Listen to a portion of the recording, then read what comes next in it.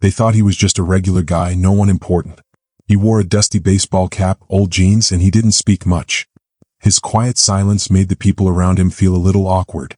This all happened on a $150 million yacht, a boat full of rich people in their fancy cars.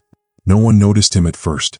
The boat was parked in the marina, surrounded by people showing off their wealth.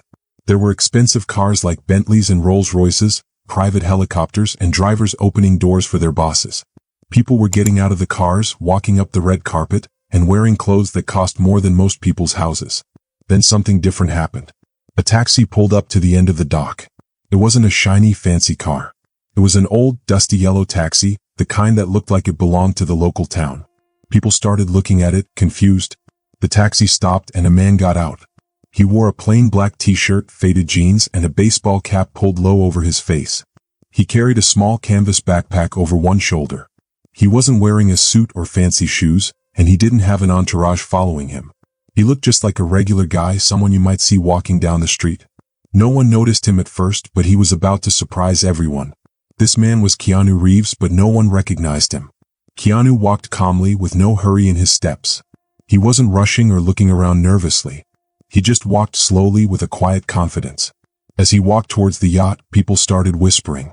They started to notice him. A man in a gray suit, wearing shiny gold cufflinks, said loud enough for everyone to hear, "Hey, I think you're on the wrong boat, my friend."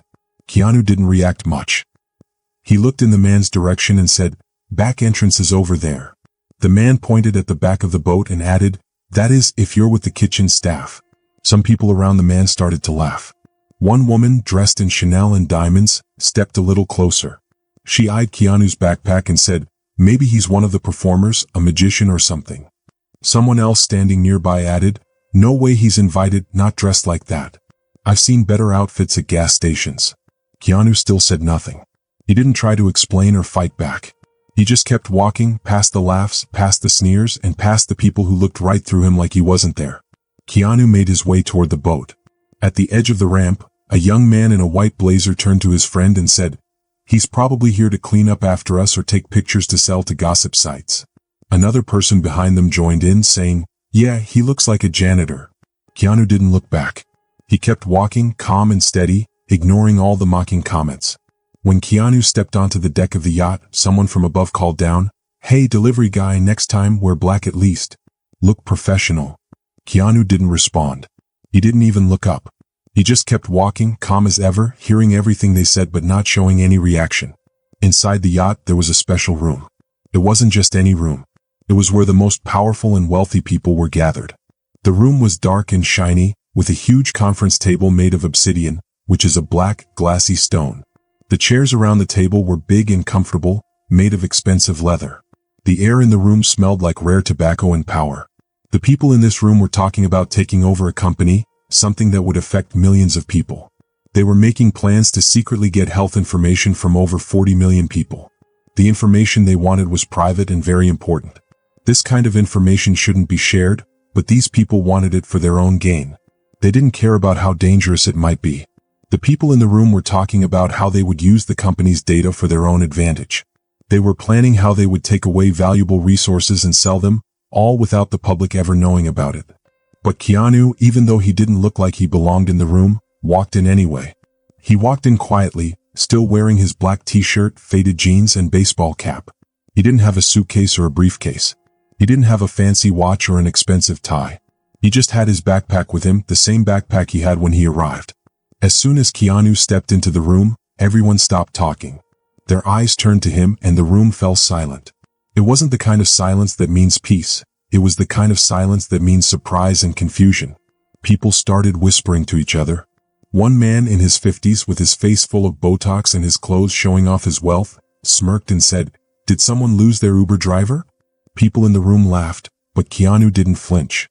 He didn't react. He just stood there, calm and unbothered. One woman in a white silk dress leaned toward her husband and whispered loudly enough for everyone to hear, "Should we call security now, or should we wait until he steals a chair?" Another person at the table spoke up. "Maybe he's just here to serve drinks or check the plumbing," they said with a mocking laugh. Keanu didn't respond. He didn't say anything at all. He just sat down quietly in the back of the room, out of the way, against the wall where no one usually paid attention. But even though no one was paying attention to him, Keanu was paying attention to them. He was listening, watching, seeing everything that was happening in the room. The people in the room thought he didn't belong, and they made sure he knew it.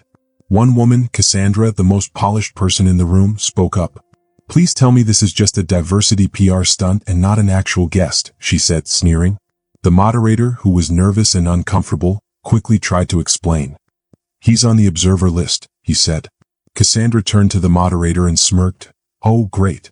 We've got a guest who's here just to watch us talk about how we're going to take over a company and steal its data." Cassandra didn't stop there. She kept making jokes. "I'm just wondering," she said to Keanu, "do you take oat milk or almond milk in your coffee?" The room erupted in laughter. But Keanu stayed quiet. He wasn't there to make friends.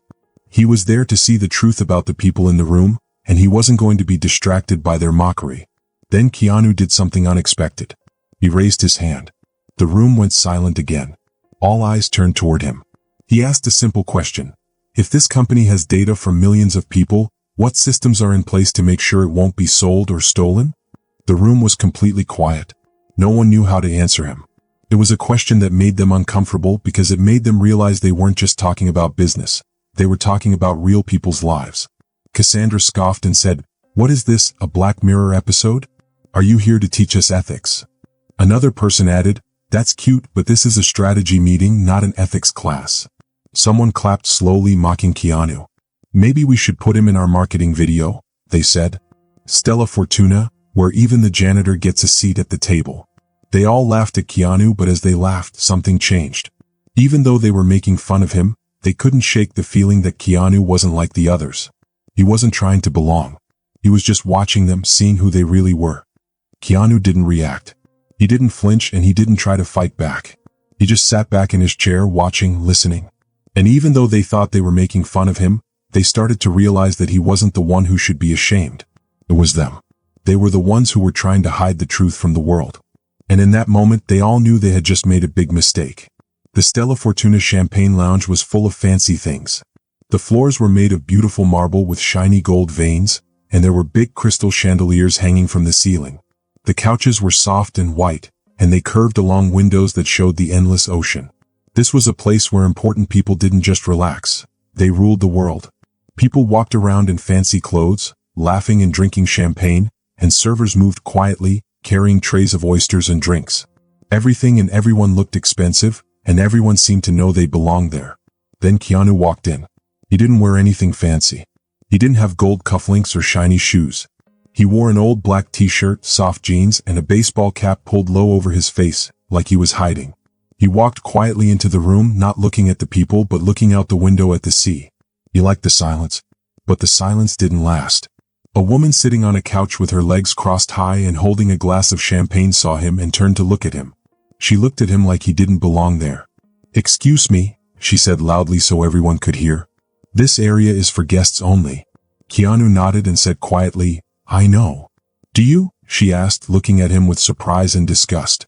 She looked at his clothes and said, "This is not a place for someone dressed like that." Before Keanu could say anything, another voice interrupted. It was Cassandra Wolfe, a woman who always looked in control. She stepped into the lounge holding a glass of rose and looked at Keanu. "Oh, he's back," she said like everyone knew who he was. She didn't need to say his name. He was the man no one invited, the man people whispered about. "What is it this time?" Cassandra asked, looking at him with a mean smile. "Are you here to pick up leftovers, or do you just want to see how the rich people live?" Someone nearby laughed, and a man in a blue blazer whispered to another man, "Maybe he thinks if he sits here long enough, he'll turn into a real guest." Keanu didn't say anything. He just looked out the window, still watching the sea. But then something happened. A server, carrying drinks, slipped on the floor. The tray tipped, and a glass of champagne spilled all over the woman's dress who had been rude to Keanu. She jumped up, gasping loudly. Everyone in the lounge turned to look. Keanu didn't hesitate. He reached into his backpack and pulled out a clean cloth. He handed it to her to help clean up. She looked at him like he had offered her something horrible, like a dead rat. "Don't touch me," she snapped, her voice high and angry. "God knows where your hands have been." The server apologized over and over, but the woman wasn't listening. She looked at Keanu like he was the reason her dress was ruined. "People like you shouldn't be allowed in places like this," she said, grabbing a napkin from a table. You ruin the air just by being here. Cassandra stepped closer to Keanu and spoke quietly but meanly. It's amazing how you can insult everyone, make them uncomfortable, and make the air feel bad all without even saying anything. Keanu didn't say anything back. He didn't get angry. He just folded the cloth and put it back in his bag. The people around him got even angrier, but Keanu didn't seem to care.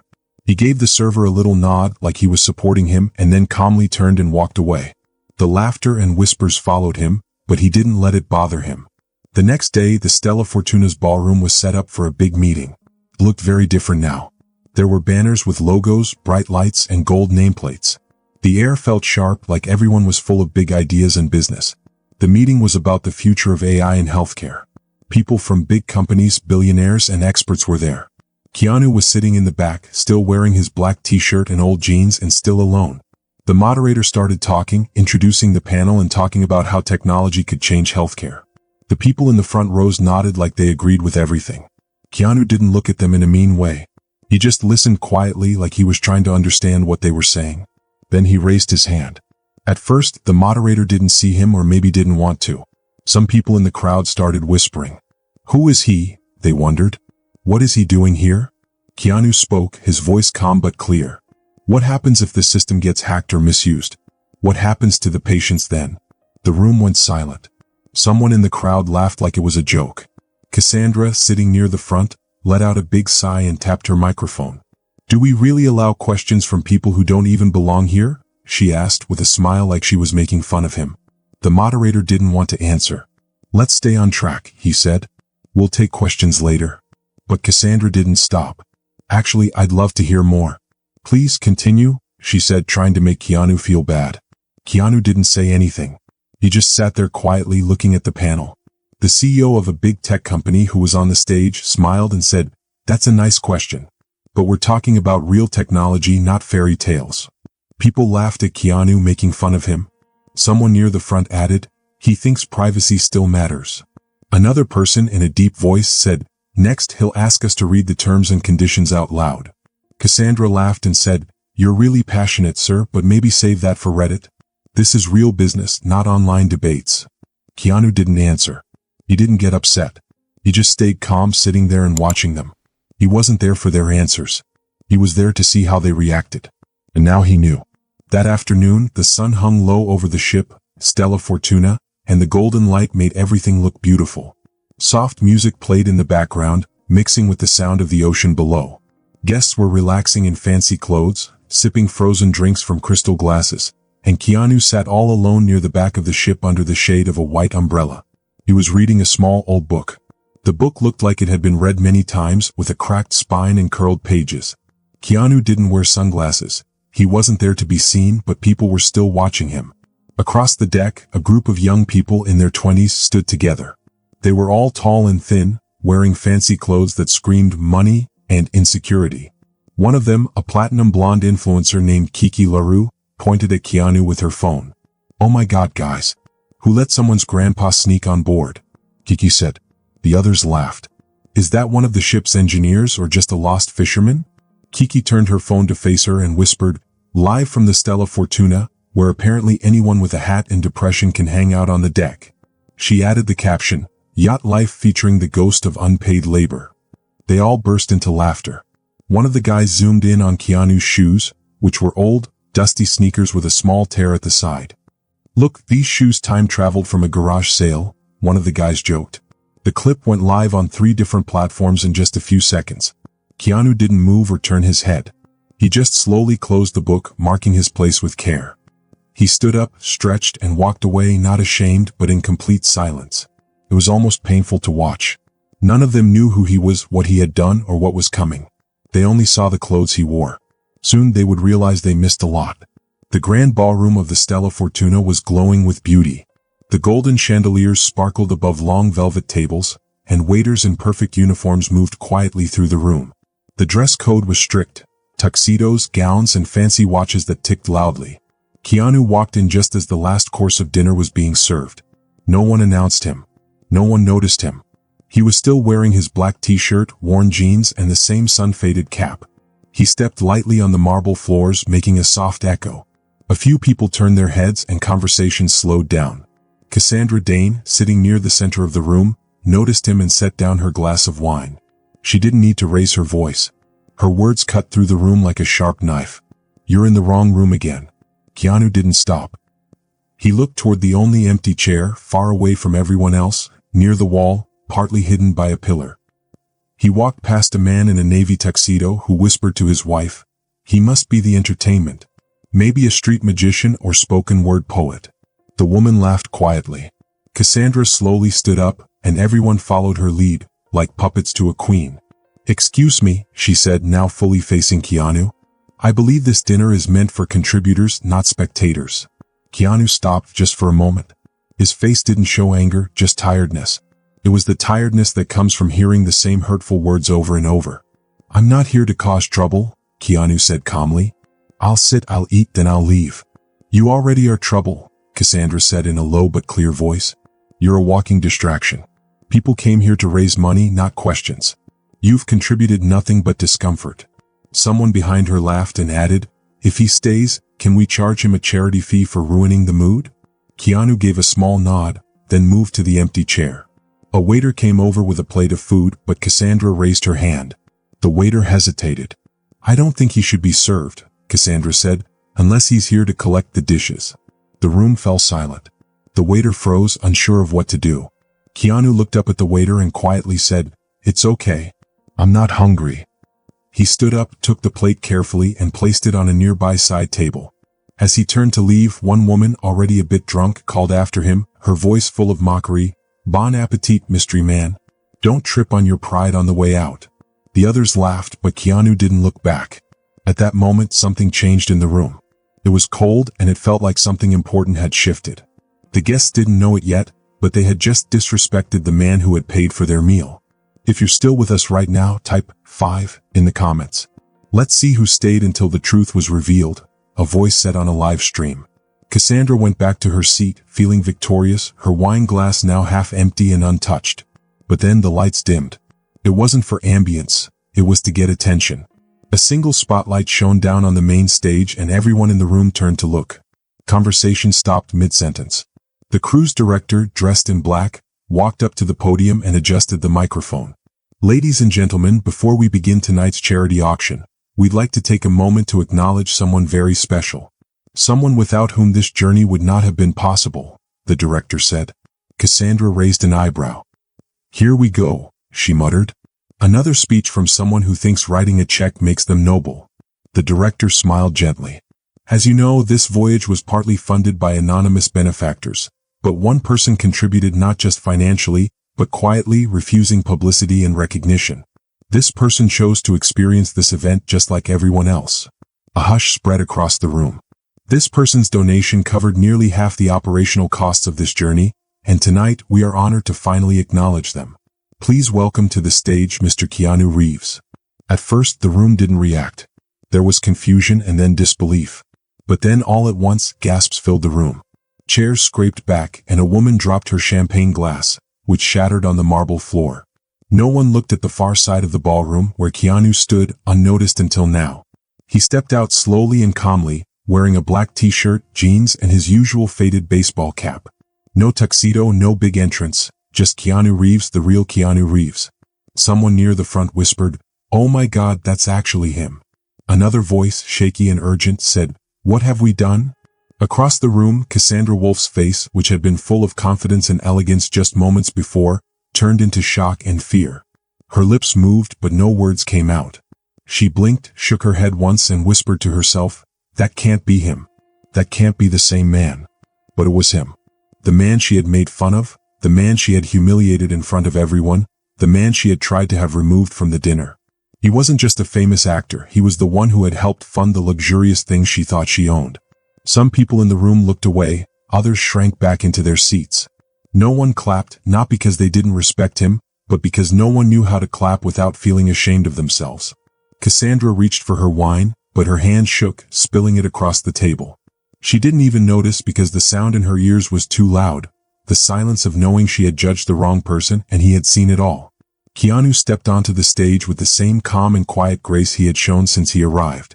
No spotlight followed him, no cheers or excitement, just a man in a black t-shirt, jeans, and a cap standing in front of a crowd who had spent the last 5 days pretending he didn't belong there. Now they couldn't take their eyes off him. He walked slowly to the podium, nodded politely to the cruise director, and turned to face the crowd, the same crowd that had laughed at him when he tried to speak, that had made fun of his clothes, that had treated him like he was invisible. He didn't clear his throat. He didn't thank anyone. He just began. I wasn't here to be recognized. His voice was soft and steady. I didn't come for attention, applause, or to be in the spotlight. I came because I was curious. He paused. I wanted to see how people treat others when they think those people have nothing to offer them. You could hear a pin drop. Somewhere in the back, a fork fell from someone's hand and clattered onto a plate. No one moved. I watched. I listened. I walked around wearing the same clothes every day, not to get attention but to see. He looked at the room, his eyes calm but sharp. They didn't accuse anyone. They simply saw, and what he saw disappointed him. Cassandra Wolf held her breath. She didn't move. It wasn't because I was ignored. It wasn't because I was insulted. It was because the loudest voices in this room were often the cruelest. He paused again. But silence is a mirror, he said. It shows what's inside. He looked at the faces around the room. You didn't humiliate me.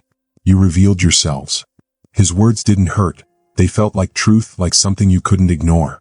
The wealth in this room bought this yacht, the table settings, the champagne, the seats you're sitting in right now, but it didn't buy the decency you forgot to bring with you. Someone gasped quietly. Another person lowered their eyes. Keanu took a slow breath and said the last thing, not angrily, but with a calmness that was sharper than any insult.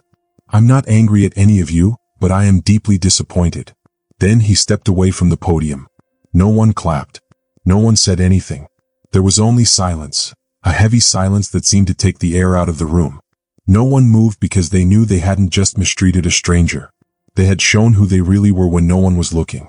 And the man they had tried to get rid of had seen everything.